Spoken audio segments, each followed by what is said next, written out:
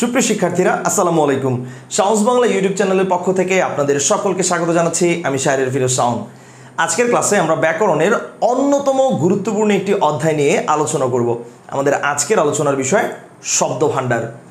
সকল প্রতিযোগিতামূলক পরীক্ষায় এই শব্দ ভাণ্ডার অংশটি খুবই গুরুত্বপূর্ণ। এখান থেকে প্রশ্ন প্রায়শই আসতে দেখা যায়।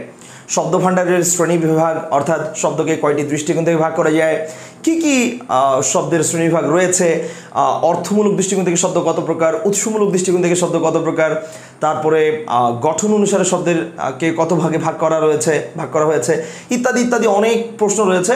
তো আজকের ক্লাসে আমরা শব্দের নির্দিষ্ট একটি অংশ নিয়ে আলোচনা করব। তবে এই পুরো শব্দ ভাণ্ডার অধ্যায়টি নিয়ে আমরা অনেক ভিডিও আপলোড করব ধীরে ধীরে। তো আমাদের সাথেই থাকতে হবে। আমরা মূল আলোচনায় চলে যাব তার আগে ছোট্ট একটা রিকোয়েস্ট, সেটা হচ্ছে এখন পর্যন্ত যারা সাউন্স বাংলা ইউটিউব চ্যানেলে সাবস্ক্রাইব করেননি তারা সাবস্ক্রাইব করে পাশে থাকা বেল আইকনটি প্রেস করে দিবেন, যাতে পরবর্তীতে আমাদের সকল ভিডিও নোটিফিকেশন আপনি সবার আগে পেয়ে যান। তাহলে চলুন আমরা আমাদের আলোচনায় চলে যাই। আমাদের আজকের আলোচনার বিষয় শব্দ ভাণ্ডার। শব্দ ভাণ্ডার এক্ষেত্রে কিন্তু প্রথমেই যে কথাটা বলে নিব সেটা হচ্ছে বাংলা ভাষায় অনেক শব্দ রয়েছে এবং এই শব্দগুলোর কিছু রয়েছে বিদেশি ভাষার শব্দ, আরবি, ফার্সি, হিন্দি, তুর্কি, গুজরাটি, ফরাসি, পর্তুগিজ, জার্মানি, অনেক বিদেশি ভাষার শব্দ রয়েছে। কিছু আছে যা বাংলার নিজস্ব শব্দ, যেগুলোকে আমরা দেশি শব্দ বলি।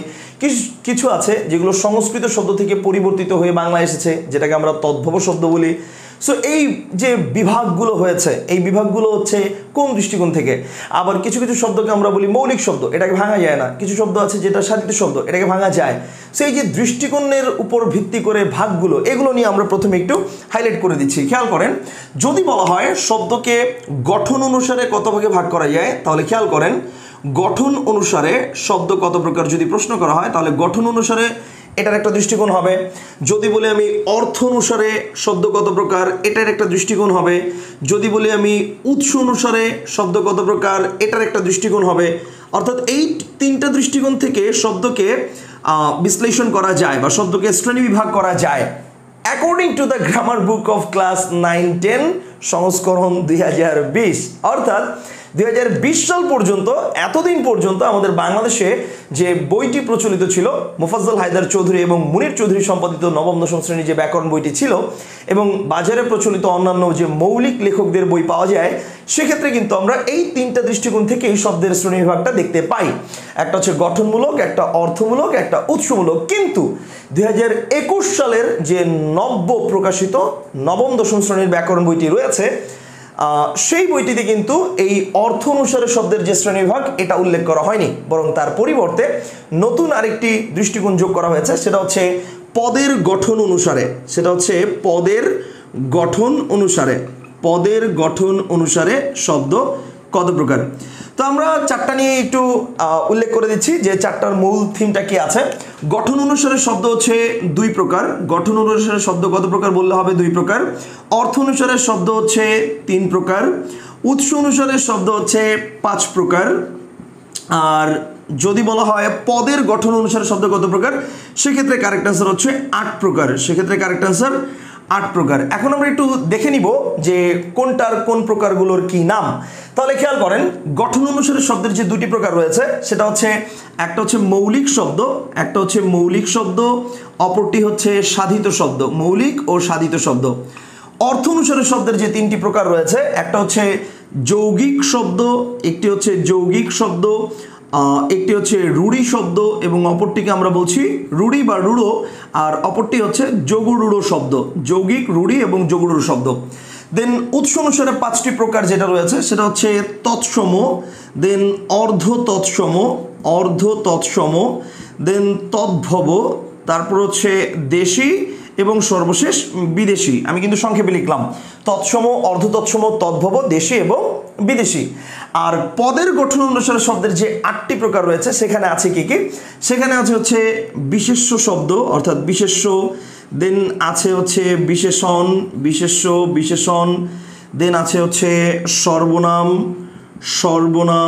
দেন আছে ক্রিয়া, দেন আছে ক্রিয়া বিশেষণ, তাহলে এই হচ্ছে খেয়াল করেন কয়টি আছে। এখানে 5টি বলেছি, বিশেষ্য, বিশেষণ, সর্বনাম, ক্রিয়া, ক্রিয়া বিশেষণ। আর সর্বশেষ যেটা আমাদের ছিল অব্যয়, সেই অব্যয়টাকে আবার তিনটা ভাগে ভাগ করা হয়েছে। একটা হচ্ছে আবেগ, একটা হচ্ছে আবেগ, একটা হচ্ছে অনুসর্গ, একটা হচ্ছে অনুসর্গ, আর আরেকটা হচ্ছে যোজক। মূলত অব্যয়ের মধ্যেই কিন্তু আমরা এগুলো নিয়ে আলোচনা করতাম আগে। তো যাই হোক, এবারের বইতে এই তিনটিকে স্পষ্টভাবে উল্লেখ করে বলা হয়েছে যে এগুলো পদের দৃষ্টিকোণ থেকে শব্দকে এই 8টা ভাগে ভাগ করা যায়। তাহলে আজকে আমরা কি নিয়ে আলোচনা করব? আজকের ক্লাসে আমরা আলোচনা করব শব্দের গঠন অনুসারে যে দুটি প্রকার রয়েছে সেটা নিয়ে। আমরা পরবর্তীতে বিভিন্ন ভিডিওতে অর্থমূলক শ্রেণীবিভাগ, উৎসমূলক শ্রেণীবিভাগ, দেন পদ প্রকরণের যে শ্রেণীবিভাগগুলো রয়েছে বা পদের অনুসারে শব্দের যে শ্রেণীবিভাগগুলো রয়েছে সেটা অনুসারে আমরা আবার ভাগ করব বা আলোচনা করব। সেটা হচ্ছে আমরা যখন পদ প্রকরণ নিয়ে কোনো ভিডিও করব তখন। চলুন তাহলে আমরা আমাদের আলোচনায় চলে যাই। তাহলে গঠন অনুসারে শব্দকে যে দুটি ভাগে ভাগ করা হয়েছে, একটি হচ্ছে মৌলিক শব্দ এবং একটি হচ্ছে সাধিত শব্দ। সাধারণত শিক্ষার্থীদের এই দুটি শব্দের সংজ্ঞা যদি প্রশ্ন করা হয়, মানে দুটি শব্দের সংজ্ঞা সম্পর্কে, আমরা সাধারণত এরকম কিছু শুনতে পাই যে যে সকল শব্দকে আর কোনো ক্ষুদ্রতম অংশে বিশ্লেষণ করা যায় না তাকে বলা হয় মৌলিক শব্দ, আর যে সকল শব্দকে বিশ্লেষণ করা যায় সেটাকে বলা হয় সাধিত শব্দ। কিন্তু প্রশ্ন হচ্ছে, একজন শিক্ষার্থী কখন বুঝবে যে কোথায় বিশ্লেষণ করা যায় আর কোথায় যায় না? অর্থাৎ কোনো শব্দকে হয়তো আর বিশ্লেষণ করা যায় না ব্যাকরণ অনুসারে, কিন্তু ওই শিক্ষার্থীর কাছে মনে হতে পারে এই শব্দটা আরও ছোট করা যায়, আরও বিশ্লেষণ করা যায়। তখন তো ওই শিক্ষার্থী জানা শব্দটিকেও ভুল করে আসবে। সো এই জিনিসটাই আজকে আমরা আলোচনা করব, ঠিক আছে? তাহলে আমরা একটু লিখে ফেলি, হেডলাইন দিয়ে ফেলি দুটো। একটা হচ্ছে মৌলিক শব্দ, একটা সাধিত শব্দ। আমরা দুটো হেডলাইন দিয়ে ফেলি। একটা হচ্ছে মৌলিক শব্দ, একটা হচ্ছে মৌলিক শব্দ, আর একটু গ্যাপ দিয়ে আমরা লিখে ফেলি একটা হচ্ছে সাধিত শব্দ, একটা হচ্ছে সাধিত শব্দ। এখন আসেন, যদি বলা হয় মৌলিক শব্দ কোনটা, আমি প্রথমে কিন্তু একটা সংজ্ঞা বলেছি। যদি আমাদের পরীক্ষায় আসে তাহলে আমাদের কিন্তু এই সংজ্ঞাটাই আগে লিখতে হবে, ঠিক আছে? তাহলে আমি আগে এই সংজ্ঞাটা লিখে ফেলি। সেটা হচ্ছে যে সকল শব্দকে আর কোনো ক্ষুদ্রতম অংশে বা আর কোনো অর্থযুক্ত ক্ষুদ্রতম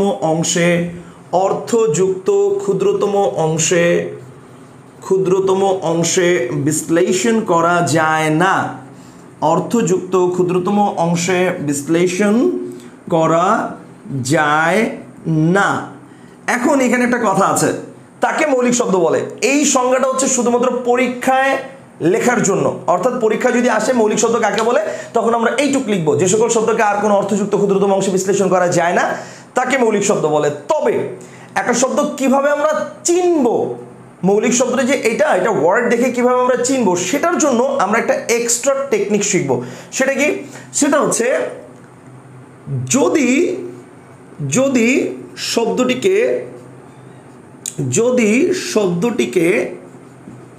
বিশ্লেষণ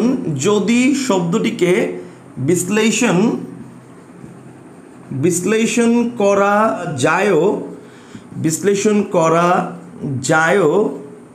যদি শব্দটিকে বিশ্লেষণ করা যায়ও, আমি আগেই বলেছি বিশ্লেষণ করা যায় না, কিন্তু কেউ যদি জোরপূর্বক বিশ্লেষণ করে আর কি, তো বিশ্লেষণ করা যায়ও, তবুও তা মূল শব্দের অর্থের সাথে সঙ্গতিপূর্ণ হবে না। That's it. এইটা হচ্ছে আমার মেইন থিম, ঠিক আছে?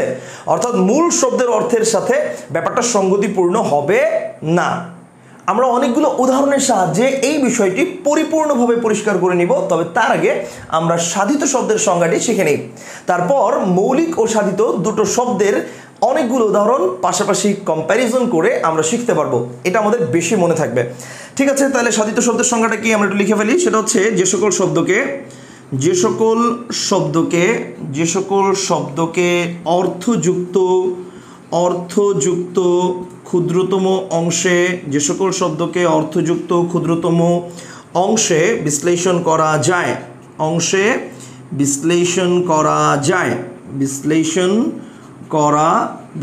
করা যায় তাকে বলা হয় হচ্ছে সাধিত শব্দ।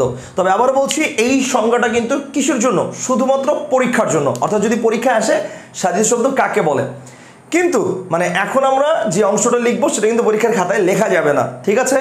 সো এখন কিভাবে শিখবো সেটা হচ্ছে বিশ্লেষণ করা যায় এবং লক্ষ্য রাখতে হবে এবং এবং অর্থাৎ বিশ্লেষণ করা গেলেই শুধু হবে না, এবং বিশ্লেষিত অর্থ এবং বিশ্লেষিত অর্থ বিশ্লেষিত অর্থ বিশ্লেষিত অর্থ মূল শব্দের অর্থের সাথে মূল শব্দের অর্থের সাথে বিশ্লেষিত শব্দের অর্থ মূল শব্দের অর্থের সাথে বিশ্লেষিত অর্থ মূল শব্দের অর্থের সাথে সঙ্গতিপূর্ণ হবে, অর্থের সাথে সঙ্গতিপূর্ণ হবে, সঙ্গতিপূর্ণ হবে। That's it.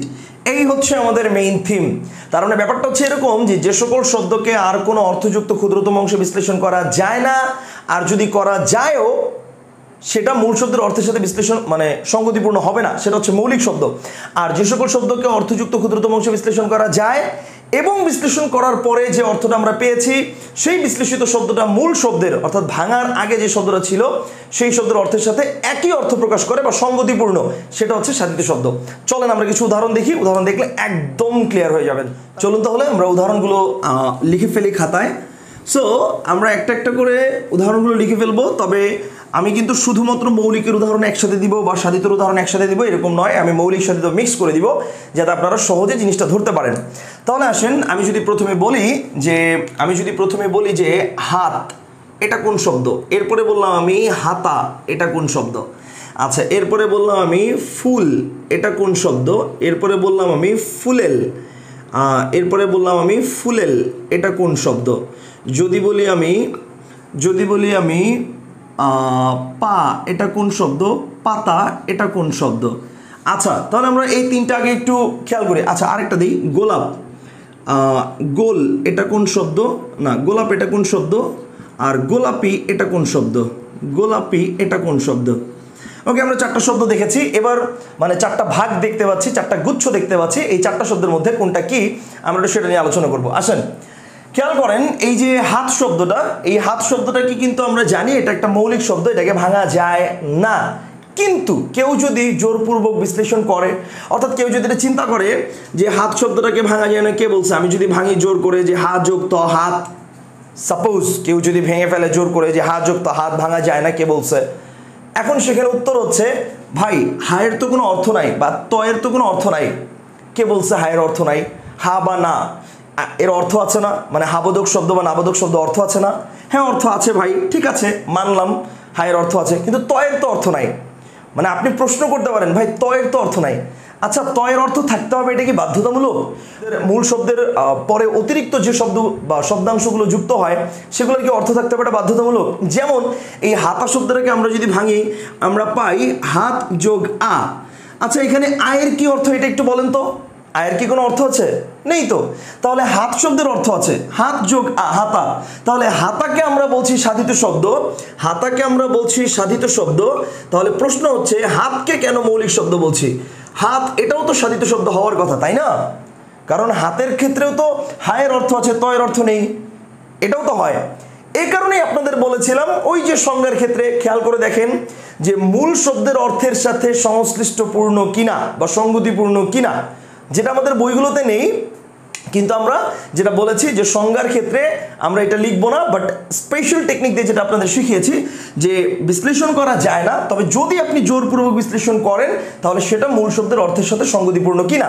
দেখেন হাত আর হাতা এটা কিন্তু সঙ্গতিপূর্ণ, আপনি যেটা হাতে পড়েন সেটাই কিন্তু হাতা, খেয়াল করেন যেটা হাতে পড়েন সেটাই হাতা, কিন্তু হা বা না এর সাথে হাতের কোনো সম্পর্ক নেই। সো তার মানে কি এটা সঙ্গতিপূর্ণ, বিশ্লেষণ করা যায় এবং সঙ্গতিপূর্ণ, সুতরাং সাধিত।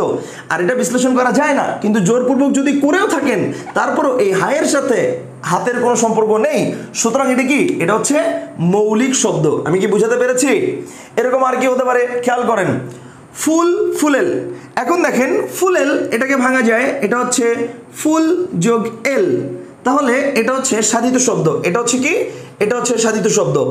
এখন ফুল এটাকে কিন্তু ভাঙা যায় না, কিন্তু এখন যদি কেউ বলে যে ফু যোগ ল, তো এখানে ফু এটাকে ভাঙা যায় না, মানে ফু যোগ ল এটা তো ভাঙা যায়। এখন ফু মানে কি, এই যে বাতাস দেয়া, তাই না, ফু দেয়া বাতাস দেয়া, তাহলে এটা তো ভাঙা যায়। এখন আলটিমেটলি আসলে ভাঙা গেলেই কি হবে, দেখেন ফু এর সাথে বা বাতাস দেওয়ার সাথে ফুলের কোনো সম্পর্ক আছে কি নাই, নাই, তার মানে কি এটা সঙ্গতিপূর্ণ না।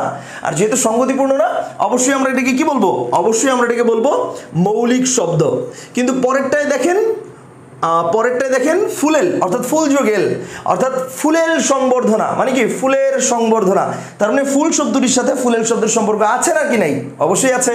আবার দেখেন পা, এখন খেয়াল করেন পাতা শব্দটাকে ভাঙা যায়, সেটা হচ্ছে কি, মানে অনেকে মনে করতে পারে হাতা শব্দটা যেহেতু হাত যোগা তাহলে মনে হয় পাতা শব্দটা পা যোগতা, উত্তর হচ্ছে না। দেখেন পায়ের সাথে পাতার কোনো সম্পর্ক নেই। সো এখানে পাও মৌলিক শব্দ, পাতাও মৌলিক শব্দ, দুটোই কি, দুটোই হচ্ছে মৌলিক শব্দ। এই দুটো শব্দের কোনোটিকেই কিন্তু ভাঙা যায় না, ঠিক আছে, পাকে তো ভাঙাই যায় না, আর পাতা এই শব্দটাকেও ভাঙা যায় না। কিন্তু কেউ যদি চিন্তা করেন হাতা যেহেতু সাধিত পাতাও সেহেতু সাধিত, তাহলে কিন্তু তা ভুল। আবার দেখেন গোলাপ, গোলাপ শব্দটাকে আমরা যদি ভাঙি তাহলে খেয়াল করেন অ্যাকচুয়ালি ভাঙা যায় না, কিন্তু কেউ যদি ভাঙে জোর করে, যে গোল যোগ আপ গোলাপ, কেউ যদি জোর করে ভাঙে, আগেই বলছি এটাকে ভাঙা যায় না, কিন্তু কেউ যদি জোর করে ভাঙে যে গোল যোগ আপ গোলাপ, এখন গোল শব্দের অর্থ আছে যে গোল চতুর্ভুজ ত্রিভুজ, কিন্তু কথা হচ্ছে গোলাপের সাথে কি গোল চতুর্ভুজ ত্রিভুজের কোনো মানে সঙ্গতিপূর্ণ কোনো অর্থ প্রকাশ করছে, দুটো কি একই রকম কোনো অর্থ প্রকাশ করছে, ডেফিনেটলি না। সো তার মানে গোলাপ এই শব্দটি হচ্ছে মূলত মৌলিক শব্দ। আর গোলাপি এই শব্দটাকে আমরা যদি ভাঙি তাহলে পাচ্ছি হচ্ছে গোলাপ যোগ ই, গোলাপ যোগ ই, অর্থাৎ গোলাপের মতো যে কালারটা সেটাকে বলছি আমরা গোলাপি, তার মানে গোলাপ শব্দের সাথে গোলাপি শব্দের মিল আছে। সুতরাং এটাকে আমরা কি বলবো, এটাকে আমরা বলবো সাধিত শব্দ। যেমন দেখেন আমি কিন্তু কখনোই এই রঙকে গোলাপি কালার বলবো না, বলবো আমি কিন্তু কখনোই এই রঙকে গোলাপি রং বলবো না, এই রঙকে গোলাপি রং বলবো না, আমি গোলাপের মতো রং যেটা সেটাকেই গোলাপি রং বলবো, রাইট। তাহলে আমরা যদি পুরো ব্যাপারটাকে সামারাইজ করি, আমরা যদি এক কথায় বলতে চাই তাহলে ব্যাপারটা এরকম বলতে পারবো যে মূল শব্দকে যদি ভাঙা না যায় তাহলে সেটা হচ্ছে মৌলিক শব্দ, মানে কোনো শব্দ যেটাকে ভাঙা যাবে না সেটা হচ্ছে মৌলিক শব্দ। তবে কেউ যদি জোরপূর্বক সেটাকে ভাঙার চেষ্টাও করে তাহলে সেটা মূল শব্দের অর্থের সাথে সঙ্গতিপূর্ণ হবে না, আর তখনই সে কনফার্ম হয়ে নিবে যে এই শব্দটা একটা মৌলিক শব্দ। আর যদি কোনো শব্দকে সে দেখে যে ভাঙা যাচ্ছে এবং ভাঙার পরে আমি দেখতে পাচ্ছি যে মূল শব্দের অর্থের সাথে সেই বিশ্লেষিত শব্দটার একটি সঙ্গতিপূর্ণ সম্পর্ক রয়েছে, সেক্ষেত্রে আমরা সেটাকে বলবো সাধিত শব্দ। আশা করি মৌলিক এবং সাধিত নিয়ে আপনাদের সকল সমস্যার সমাধান হয়ে গিয়েছে। এখন বইয়ের মধ্যে যে উদাহরণগুলো রয়েছে আপনারা নিজেরাই সেই উদাহরণগুলো প্র্যাকটিস করলেই সমস্যার সমাধান পুরোপুরি হয়ে যাবে। তাহলে আজ এ পর্যন্তই। আশা করি মৌলিক এবং সাধিত শব্দ নিয়ে আপনাদের সকল প্রকার সমস্যার সমাধান হয়ে গিয়েছে। তারপরও যদি কোনো প্রশ্ন থাকে তাহলে অবশ্যই আমাদের কমেন্ট করে জানাবেন। আপনাদের কমেন্ট দেখে আমরা সেই কমেন্টের প্রত্যুত্তর করার জন্য যথাসাধ্য চেষ্টা করব। সহজ বাংলা ইউটিউব চ্যানেলের সাথেই থাকবেন। নতুন ভিডিওতে নতুনভাবে আবারও দেখা হবে কোনো একটি নতুন বিষয় নিয়ে। ততদিন পর্যন্ত সবাই সুস্থ থাকবেন, ভালো থাকবেন। লাইক, কমেন্ট এবং শেয়ার করে আমাদের চ্যানেলটির সাথেই থাকবেন এবং আমাদের ভিডিওগুলোকে শেয়ার করে ছড়িয়ে দিবেন সবার মাঝে। ধন্যবাদ। আসসালামু আলাইকুম।